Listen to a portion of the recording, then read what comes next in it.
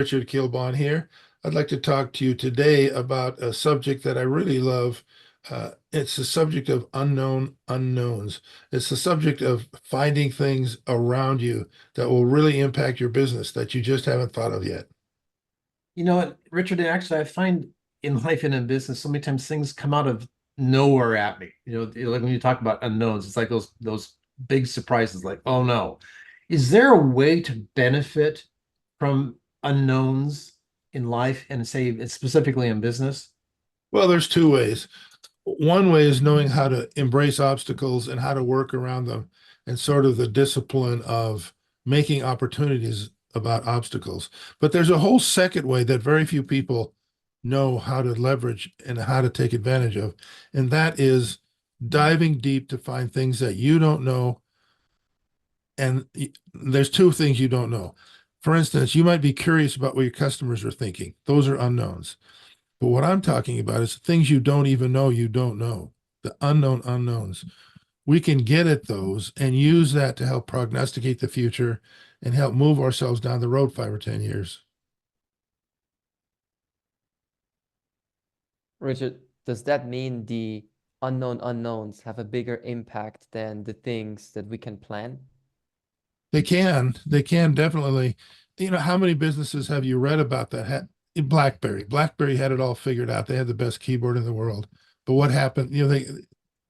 They got blindsided by something they hadn't even spent the time to think about, the other needs and aspirations of the users.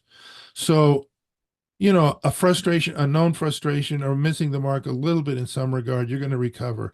But if you really miss something that you're blind to, that you just haven't identified as an issue you should work on, that can wipe you out. Yep. But Richard, if we're bad at predicting the future, how do we find these unknowns?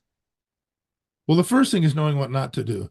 Looking for trends is not going to work. That's one of the ways people make big mistakes about the future, is looking for trends and assuming that's going to move forward in a predictable way.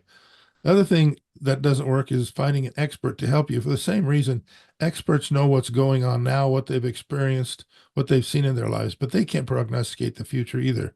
Or finding a consultant to come and analyze your business and do a SWOT analysis or one of those kind of things. What I'm talking about is not business consulting. There's a way to get down the road by asking the right kind of questions and asking those questions in a collaborative environment where you have the right people sitting in the room. Is it really that simple? It's not.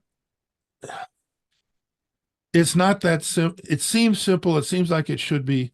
And if you're asking the right questions, it is. If you're not asking the right questions, you'll get yourself in a tangle and a confusion of questions that you've asked that don't support the answer. So is it simple? If you had someone guiding you who knows the questions to answer, and if you have someone guiding you who knows how to open up the playing field mentally and cognitively, it is that simple. In fact, it's more than simple. It's a lot of fun. It's really satisfying and gratifying when you do that the right way. And you've done this successfully. Absolutely. I've been an architect 45 years or something like that. And I've used this process to design buildings and solve problems for, I don't know, 30 some years. And now that I'm using it for business, in particular, I just did this for a company bringing a tech product to market.